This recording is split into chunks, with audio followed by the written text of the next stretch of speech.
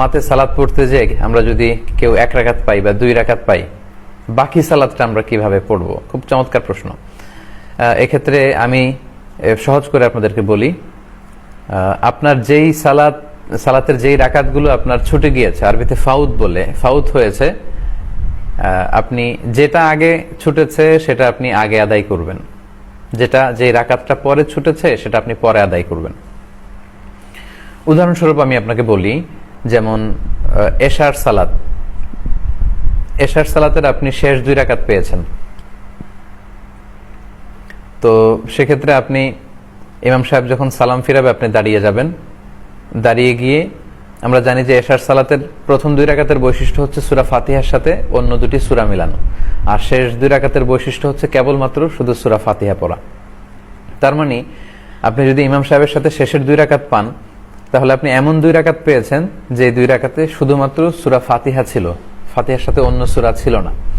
সেক্ষেত্রে আপনি বাকি 2 রাকাতের প্রতি রাকাতেই সূরাতুল ফাতিহার সাথে সূরা মিলিয়ে পড়বেন। আপনি তৃতীয় রাকাতের জন্য দাঁড়িয়ে রুকু সেজদা করে, চতুর্থ রাকাতের জন্য দাঁড়িয়ে সূরা ফাতিহা পড়ে রুকু সেজদা করে আপনি সালাম ফিরিয়ে নামাজ শেষ করবেন। অনেকের সমস্যা বেঁধে যায়, যদি 1 রাকাত পাই, শেষের 1 রাকাত পাই, তাহলে আমরা কিভাবে আদায় করব? আপনারা একটু খেয়াল করে যদি শোনেন তাহলে বুঝবেন যে আমরা উদাহরণস্বরূপ বলতে পারি যে এশার সালাত ফরজ হচ্ছে 4 রাকাত। এশার সালাতের প্রথম ফরজ, এশার 4 রাকাত ফরজের প্রথম 2 রাকাতে সূরা ফাতিহার সাথে সূরা মিলাতে হয়, শেষের 2 রাকাতে শুধু সূরা ফাতিহা পড়তে হয়। তো কেউ যদি সেক্ষেত্রে শুধু 1 রাকাত ইমাম সাহেবের সাথে পায়, তিনি বাকি 3 রাকাত কিভাবে আদায় করবেন? তিনি যে 1 রাকাত ইমাম সাহেবের সাথে পেলেন, সে রাকাতটি ছিল শুধুমাত্র সূরা ফাতিহার রাকাত, তাই না? তো সেক্ষেত্রে তিনি ইমাম সাহেবের সাথে সালাম ফিরিয়ে দাঁড়াবেন। দাঁড়িয়ে তিনি কি শুরু করবেন? আচ্ছা, আমি প্রথমে এই প্রশ্নের উত্তর করতে যে প্রথমেই বলেছি যে আপনার যেই রাকাতটি প্রথমে ছুটেছে সেই রাকাতটি আগে আদায় করবেন। তার মানে আপনার থেকে ছুটে গিয়েছে এশার প্রথম রাকাত। এশার প্রথম রাকাতের বৈশিষ্ট্য ছিল সূরা ফাতিহার সাথে আর একটা সূরা মিলানো। তাহলে আপনি সালাম ফিরিয়ে দাঁড়িয়ে সূরা ফাতিহার সাথে আরেকটা সূরা পড়ে আপনি রুকু সেজদা করে বসবেন। এর কারণ হচ্ছে আপনার তখন 2 রাকাত হয়েছে, আর প্রতি 2 রাকাতের পরেই কিন্তু তাশাহুদের জন্য বসতে হয়। আপনি 2 রাকাত পরে বসে তারপর আপনি তৃতীয় রাকাতের জন্য দাঁড়াবেন।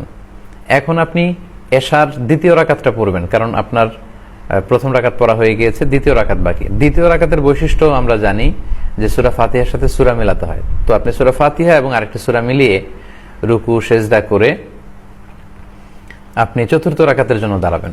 তখন আপনার শুধু একটি রাকাত বাকি ছিল, সেটা হচ্ছে এশার তৃতীয় রাকাতটা। আর এশার তৃতীয় রাকাতের বৈশিষ্ট্য হচ্ছে শুধুমাত্র সূরা ফাতিহা পড়া। তো আপনার শেষ রাকাতে আপনি শুধুমাত্র সূরা ফাতিহা পড়ে আপনার যখন চতুর্থ রাকাত পূর্ণ হলো, রুকু সেজদা করে সালাম ফিরিয়ে সালাত শেষ করবেন। আশা করি বুঝতে পেরেছেন। এক্ষেত্রে নিয়ম হচ্ছে যেই রাকাতটা আপনার আগে ছুটে যায় ওই রাকাতটা আপনি আগে পড়বেন, এবং ওই রাকাতের বৈশিষ্ট্য যেমন ছিল ঠিক তেমন ভাবে পড়লেই এই সালাতটি পরিপূর্ণ হয়ে যাবে ইনশাআল্লাহ।